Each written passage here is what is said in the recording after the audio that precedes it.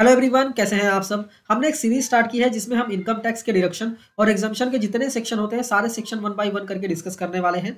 Income tax deduction के बहुत सारे सेक्शन हम ऑलरेडी डिस्कस कर चुके हैं, जैसा कि आप स्क्रीन पर देख सकते हैं, और चैनल पे अपलोड भी कर दिया है। तो अगर आप डिडक्शंस को सीखना चाहते हैं तो आप चैनल पे जाके डिडक्शन के सारे सेक्शंस के जो वीडियोज हैं वो देख सकते हैं। ठीक है, अगर आपको लगता है कोई सेक्शन मिसिंग है तो डेफिनेटली आप मुझे कमेंट करके बताइए, उसका वीडियो हम अपलोड कर देंगे।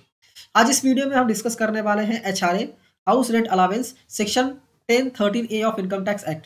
डिटेल में डिस्कस करेंगे, इसको समझेंगे क्या होता है, इसके बाद रूल्स क्या होते हैं, रेगुलेशंस वगैरह क्या होते हैं, कैलकुलेशन कैसे होता है। ठीक है, और बहुत सारी क्वेरीज HRA से रिलेटेड बहुत सारी क्वेरीज आती हैं लोगों को। ठीक है, तो सारी क्वेरीज में डिस्कस करने वाला हूं, तो वीडियो को पूरा देखिएगा। पूरा देखने के बाद आपके मन में कोई डाउट वगैरह नहीं रहेंगे, फिर भी कोई डाउट रह जाता है तो आप कमेंट करके पूछ सकते हैं। ठीक है, तो वीडियो को स्टार्ट करें इससे पहले अगर आप चैनल पर नए हैं, चैनल को सब्सक्राइब कीजिए और बेल आइकन प्रेस करना मत भूलिएगा। तो आइए वीडियो को स्टार्ट करते हैं।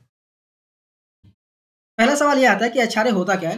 तो एचआरए बेसिकली एक अलावेंस होता है जो कि आपके सीटीसी का पार्ट होता है। जब भी आपको सैलरी स्लिप मिलती है तो आप एक बार देखिए, आपको जो सैलरी मिलती है उसमें बहुत सारे बाइफर्केशन होते हैं। ठीक है, तो उसमें एचआरए भी एक कंपोनेंट होता है, आपके सीटीसी का पार्ट होता है, जो कि एम्प्लॉयर आपको प्रोवाइड करता है। और प्रोवाइड इसलिए किया जाता है ताकि अगर आप रेंट वगैरह पे करते हैं तो उसका कवर आपको मिल सके, इसकी वजह से आपको एचआरए दिया जाता है।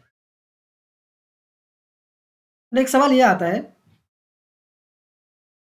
क्या एचआरए टैक्सेबल है।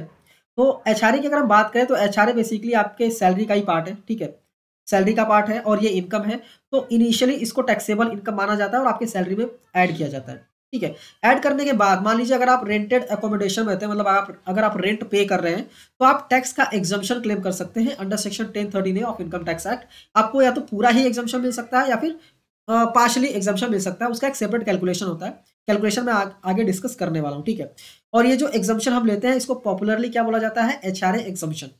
अगर आप रेंटेड अकोमोडेशन में नहीं रहते हैं, मतलब अगर आप रेंट पे नहीं करते हैं, तो ये जो एचआरए आपको मिला है वो फुल्ली टैक्सेबल होता है, उसका कोई भी एग्जम्पशन आपको नहीं मिलता है। ठीक है, तो ध्यान देने वाली बात ये है कि इस सेक्शन में एग्जम्पशन आप तभी ले सकते हैं अगर आप रेंट पे कर रहे हैं। नेक्स्ट एक क्वेरी आती है कि जो एचआरए होता है क्या वो सेल्फ एम्प्लॉयड इंडिविजुअल्स के लिए एग्जम्पशन मिलता है क्या उसमें। ठीक है, सेल्फ एम्प्लॉयड मतलब कि आप कहीं जॉब नहीं कर रहे हैं, आपका खुद का बिजनेस है, क्या आप एचआरए का एग्जम्पशन ले सकते हैं। तो आप यहाँ पे एचआरए का एग्जम्पशन ले ही नहीं सकते, क्योंकि आपको एचआरए मिल ही नहीं रहा। जो चीज़ आपको नहीं मिल रहा है उसका एग्जम्पशन आप कैसे ले सकते हैं। तो यहाँ पे आपको एचआरए का एग्जम्पशन नहीं मिलता है। हालांकि अगर आप रेंट पे करते हैं तो उसके लिए एक अलग सेक्शन है, सेक्शन 80GG। ठीक है, उसमें आप डिडक्शन ले सकते हैं।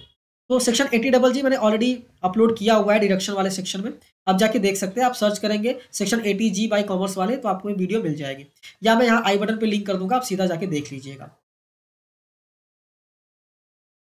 नेक्स्ट सवाल ये आता है कि एचआरए जो है उसका एग्जम्पशन कैसे क्लेम करते हैं। तो क्लेम करने के लिए दो तीन फैक्टर्स होने चाहिए। पहला पहला तो आप रेंट पे करने चाहिए, अगर आप रेंट पे कर रहे हैं तो ही आपको एचआरए का एग्जम्पशन मिलेगा। दूसरा ये है कि सीटीसी में आपका एचआरए मिलना चाहिए। आपको जो सैलरी मिल रहा है, आपका जो सैलरी का स्लिप है उसमें एचआरए का कंपोनेंट होना चाहिए, तो ही आप डिडक्शन ले सकते हैं। अगर एचआरए मिलेगा नहीं तो आप डिडक्शन लेंगे कैसे, मतलब एग्जम्पशन लेंगे कैसे। तो एचआरए मिलना चाहिए। एंड थर्ड पॉइंट ये कहता है कि आपके पास वैलिड रेंट रिसिप्ट होनी चाहिए और रेंट पेमेंट के प्रूफ्स वगैरह होने चाहिए। अगर आप रेंट रिसिप्ट और प्रूफ वगैरह सबमिट करते हैं तो एम्प्लॉयर खुद आपका एचआरए का कैलकुलेशन करता है और एचआरए का एग्जम्पशन आपको खुद कैलकुलेट करके देता है। ठीक है, उसके हिसाब से ही टैक्सेस कट करता है। अगर आप प्रूफ सबमिट नहीं करते हैं तो पूरा एचआरए टैक्सेबल ही कंसिडर किया जाता है। अभी एचआरए एग्जम्पशन का जो कैलकुलेशन है वो डिपेंड करता है कि आपकी सैलरी कितनी है, आप कितना रेंट पे करते हैं, आपको एचआरए कितना मिलता है, और आप कौन सी सिटी में रहते हैं, ये भी डिपेंड करता है कि आपको एचआरए का एग्जम्पशन कितना मिलेगा। नेक्स्ट सवाल ये आता है कि कैलकुलेशन करते कैसे हैं। ठीक है, तो यहाँ पे तीन पैरामीटर दिए गए हैं, तीनों पैरामीटर में आपको कैलकुलेशन करना पड़ेगा। इन तीनों में से जो कम वाला अमाउंट रहेगा उतना आप एग्जम्पशन ले सकते हैं। ठीक है, क्या पैरामीटर है, पहला आपको देखना है कि आपका एक्चुअल एचआरए आपको कितना मिला है। दूसरा आपको देखना है कि 50% एंड 40% का कंडीशन है। ठीक है, 50% तब आपको देखना है, 50% ऑफ बेसिक प्लस डीए, आपका जो बेसिक है डीए है उसको ऐड करो और उसका 50% करो। ठीक है, ये तब करना है जब आप मेट्रो सिटीज में रहते हैं, जैसे दिल्ली, कोलकाता, मुंबई या फिर चेन्नई में रहते हैं, तो 50% का क्राइटेरिया है।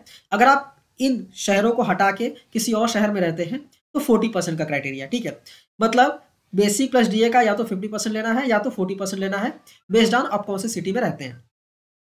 थर्ड पॉइंट ये बोलता है कि एक्चुअल रेंट आपने कितना पे किया है, उसमें से 10% of basic salary plus DA का लेस कीजिए। लेस करने के बाद जो अमाउंट आता है वो अमाउंट आपको देखना है। मतलब कि एक्चुअल एचआरए पहले देखो, फिर 50% या फिर 40% का कैलकुलेशन करो और ये तीसरा कैलकुलेशन करो। ये तीनों कैलकुलेशन करने के बाद जो सबसे कम वाला अमाउंट आएगा उतना एग्जाम्पशन आप ले सकते हैं। एग्जाम्पल से समझेंगे तो बहुत अच्छे से समझ में आएगा। एग्जाम्पल रहते हैं मिस्टर राहुल है जो कि न्यू दिल्ली में एम्प्लॉयड है। न्यू दिल्ली बोल दिया मतलब 50%, ठीक है। इन्होंने अकोमोडेशन लिया हुआ है, मतलब रेंट पे लिया हुआ है, और जिसके लिए वो 15,000 रुपये पर मंथ पे करते हैं, ठीक है। फाइनेंशियल 2023-24 बोल रहा हूँ मैं। अब 24-25 के लिए भी सेम कैलकुलेशन होने वाला है, ठीक है। और ये क्या करते हैं, ये रिसीव करते हैं सैलरी, बेसिक सैलरी 25,000 और डीए 2,000 है, ठीक है। ये हाइपोथेटिकली मैंने यहाँ पे अमाउंट्स लिए हुए हैं, ठीक है। आपको अमाउंट नहीं देखना है, आपको सिर्फ कैलकुलेशन देखना है, ठीक है। 15,000 रेंट पे करते हैं और इनका बेसिकली बेसिक और डीए मिला के 25,000 और 2,000 27,000 मिलता है। बेसिक प्लस डीए दोनों मिला के 27,000 मिलता है, ठीक है। और इनको एचआरए भी मिलता है 1 लाख रुपए, साल भर का 1 लाख रुपए इनको एचआरए मिलता है। अभी हम ये समझेंगे कि कैलकुलेशन कैसे होगा। मैंने 3 पैरामीटर बताया था। पहला, चूंकि ये दिल्ली में रहता है तो हम 50% वाला ही लेंगे। पहला लेंगे एक्चुअल एचआरए कितना मिला, 1 लाख रुपए। नेक्स्ट हमें 50% लेना है क्योंकि ये दिल्ली में रहते हैं, तो बेसिक प्लस डीए का 50%।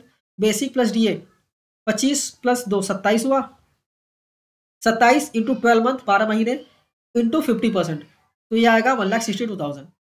नेक्स्ट पॉइंट ये बोलता है कि actual rent paid, actual rent कितना पे किया है, उसमें से बेसिक प्लस डीए जो आपकी सैलरी उसका 10% माइनस कर दीजिए। तो एक्चुअल रेंट कितना पे किया है इन्होंने, जो इन्होंने एक्चुअल रेंट पे किया है उसमें से एक्चुअल रेंट कितना पे किया है, बेसिकली 15,000 इंटू 12, 15,000 रुपये रेंट पे करते हैं, इंटू 12 करेंगे साल भर का आ जाएगा। इसके बाद बेसिक प्लस डीए इंटू 12 करेंगे तो 12 महीने की सैलरी आ जाएगी बेसिक प्लस डीए की, उसका 10% निकालेंगे, ठीक है। तो रेंट कितना पे किया उसमें से 10% जो माइनस करेंगे तो ये आएगा 147,600।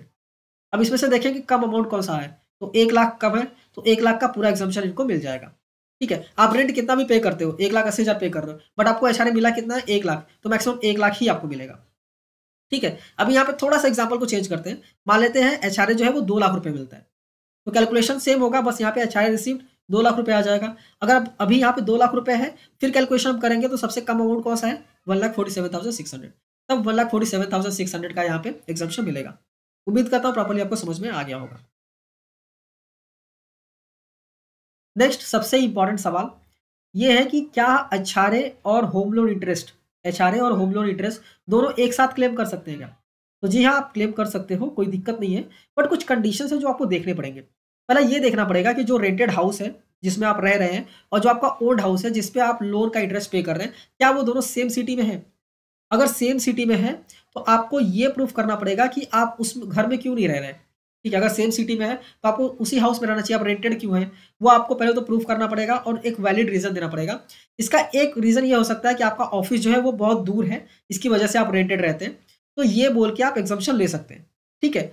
तो अगर आप अपने घर में नहीं रह रहे हो, आप रेंटेड रह रहे हैं, तो डेफिनेटली आप ले सकते हैं, कोई दिक्कत नहीं है। और सेकंड पॉइंट ये कहता है कि अगर रेंटेड और ओन्ड हाउस डिफरेंट सिटीज में, तब तो आप ले ही सकते हैं, फिर तो कोई दिक्कत नहीं, ठीक है। नेक्स्ट पॉइंट ये बोलता है कि क्या हमें लैंडलॉर्ड का पैन जरूरी है क्या, एचआरए का अगर एग्जाम्पशन लेना है, ठीक है। तो इनिशियली अगर देखा जाए तो अगर आपका रेंट का अमाउंट 1 लाख के ऊपर जाता है साल भर का, तो आपको पैन प्रोवाइड करना ही पड़ेगा, लैंडलॉर्ड का पैन आपको लेना पड़ेगा एचआरए एग्जाम्पशन लेने के लिए, नहीं तो आपको एचआरए का एग्जाम्पशन नहीं मिलेगा। अगर लैंडलॉर्ड के पास पैन कार्ड नहीं है तो एक सेल्फ डिक्लेरेशन आपको लेना पड़ेगा कि उसके पास पैन कार्ड नहीं है। अगर जो आपका लैंडलॉर्ड है अगर वो एनआरआई है तो आपका जो टीडीएस का रेट होगा वो 30% होगा, ठीक है। 30% टीडीएस आपको पे करना है बेसिकली। मतलब मैं वापस रिपीट करता हूँ, अगर आपका लैंडलॉर्ड एनआरआई है और आप उसको रेंट पे करते हैं तो आपको टीडीएस डिडक्ट करके 30% टीडीएस डिडक्ट करके आपको रेंट पे करना पड़ेगा और वो गवर्नमेंट को जमा करना पड़ेगा। ये एक सेपरेट है, इसके लिए मैं अलग से वीडियो बना दूंगा, मुझे कमेंट कर दीजिएगा अगर आपको इसके लिए अलग से वीडियो चाहिए, तो ये टीडीएस वाला चक्कर क्या है वो मैं आपको बता दूंगा। एक और बहुत कॉमन सवाल आता है कि क्या हम एचआरए क्लेम कर सकते हैं अगर हम पेरेंट्स के साथ रह रहे हैं, तो जी हाँ आप कर सकते हैं, बट आपको क्या ध्यान देना है, आपको ध्यान ये देना है कि आपको रेंट एग्रीमेंट बनाना है, प्रॉपर्ली रेंट पे करना है, ठीक है। और जिनको आप रेंट पे कर रहे हैं, मान लीजिए अगर फादर को आप रेंट पे कर रहे हैं तो फादर का आईटीआर फाइल करके फादर का जो इनकम है, चूंकि आप खर्चा कर रहे हैं तो ये बेसिकली आपके फादर का इनकम है, तो फादर के इनकम में भी आपको आईटीआर फाइल करके दिखाना है कि रेंट इनकम हो रहा है, ठीक है। इसके लिए बेसिकली एक रेंट एग्रीमेंट बनवा लीजिए। अमाउंट आपको रेंट ट्रांसफर करना है, अगर आप प्रेफर कीजिए तो बैंक से ट्रांसफर करेंगे तो ज़्यादा अच्छा है, ठीक है। रेंट एग्रीमेंट होना चाहिए, बैंक से ट्रांसफर कीजिए रेंट, कोई दिक्कत नहीं है, ठीक है। और आप पेरेंट्स का आईटीआर फाइल कीजिए और उसमें रेंट इनकम को दिखा दीजिए, तो फिर आप कर सकते हैं, कोई दिक्कत नहीं है, ठीक है। तो उम्मीद करता हूँ एचआरए आपको प्रॉपर्ली समझ में आ गया होगा।